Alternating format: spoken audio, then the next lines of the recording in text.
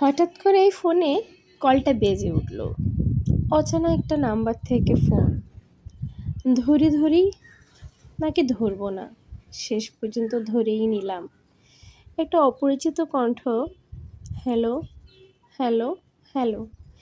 জবাবে দিলাম, হ্যাঁ হ্যালো, কে আপনি? পরিচয় দিতে চাইনি, ইনিয়ে বিনিয়ে কথা বলছে।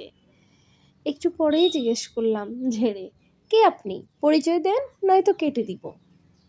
তখন ওই পাশ থেকে মিষ্টি একটা কণ্ঠ ভেসে আসলো, বলল, আপনাকেই তো চাইছিলাম। তখন কেমন জানি থমকে গেলাম। থমকে গিয়ে বলি, মনে মনে বলি, একটু কথা বলে দেখি না, মন্দ কি। কথা বলতে বলতে একটা পর্যায়ে কোথায় যেন হারিয়ে গেলাম। অচেনা নাম্বার, অজানা কণ্ঠ, তবু মনের ভিতরে কণ্ঠের মধ্যে কেমন জানি একটা চেনা চেনা ভাব, চেনা চেনা মায়া। এই অচেনা মানুষের কণ্ঠের মায়ায় পড়ে গেলাম। কথা বলতে বলতে বছর গড়িয়ে আসলো, কেউ কাকে দেখিনি। হঠাৎ একদিন দেখা, তারপরে ভাব বিনিময়, তারপরে এই কথা। কথা বাড়তে বাড়তে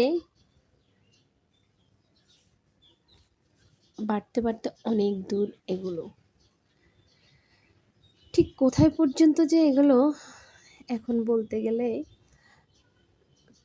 চোখের কোণ ভিজে আসে, নিঃশ্বাস নিতে কষ্ট হয়। হ্যাঁ, কথা বলতে বলতে আমাদের কথাটা বিবাহ পর্যন্ত গেল। আমরা বিবাহ বন্ধনে আবদ্ধ হলাম। আবদ্ধ হয়ে আমাদের একটা সংসার হলো, ছোট্ট সাজানো গোছানো সংসার। কিন্তু এই সংসারে যতই দিন যাচ্ছে, ততই ওই অচেনা মানুষের যে চেনা একটা মায়া ছিল, ওই মায়াটা দিন দিন হারিয়ে গেল। কোথায় হারিয়ে গেল বুঝতেই পারলাম না।